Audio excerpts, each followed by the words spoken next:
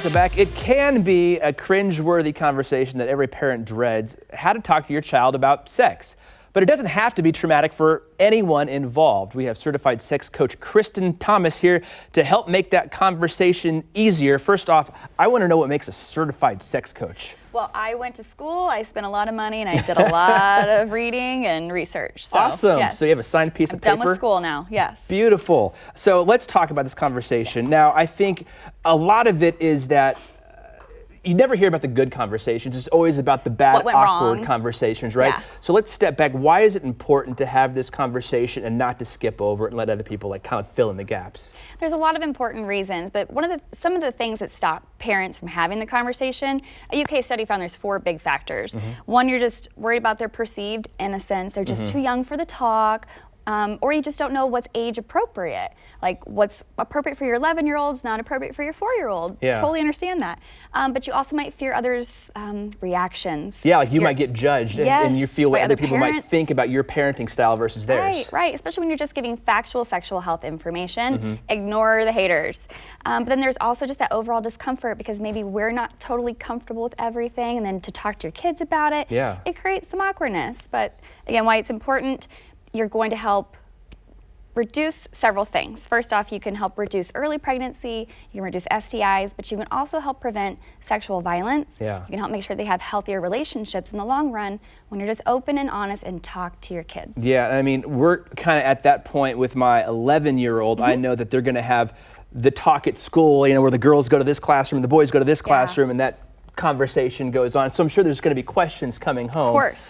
You know, but like, I know there's some good news for parents. Probably number one, that there's more information and more, you know, tools and useful knickknacks we can use to start that conversation, right? Absolutely. A University of Minnesota study found that just having good talks with your kids, it doesn't even have to be about sex, but just having good quality conversations helps those kids then go on when they're ready to have talks about preventing STIs and pregnancy as well. In fact, that study found that when boys have a healthy relationship with their mothers especially, they have the lowest incidence of early pregnancy and STIs. Really? But it's even higher when you talk specifically about sex and sexual health. Interesting. So just having that good open relationship with your kiddo and letting him know that it's okay to come to mom and dad and ask about anything, you know, is probably half your battle right there, right? It is, absolutely. That next layer is talking about human sexuality in a positive, matter-of-fact way. Now, what does actually talking about sex, what does it do, like for your kid? I mean,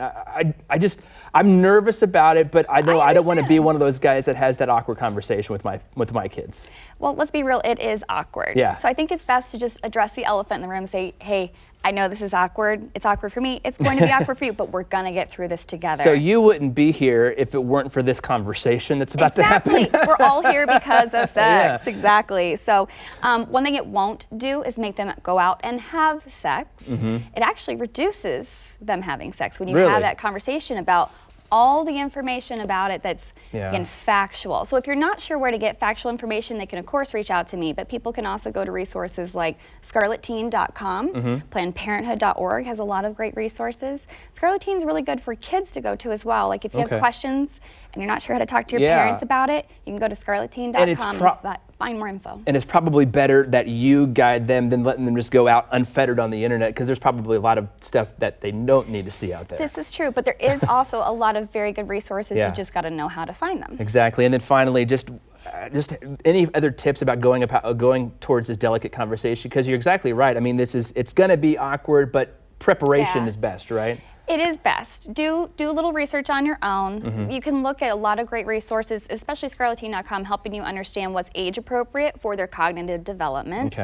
But then also kind of getting yourself prepared, but also find teachable moments. So for instance, when your son comes home and he's learned about all the boy parts and all the things that are going to happen to his body and his hormones changing, talk to him also about what the girls probably learned. It's really going to be important for him to understand female sexual health, menstruation. It'll help him be more empathetic towards his peers as he goes into his teen years. Oh my goodness. All right, it's a whole lot for me to think about all of a sudden, Kristen, but we appreciate you being here, for putting light on it. And I mean, it's a great conversation to have. And I mean, I'm not looking forward to having it, but being better prepared is going to make it easier. I can do this. There we are. Thank you.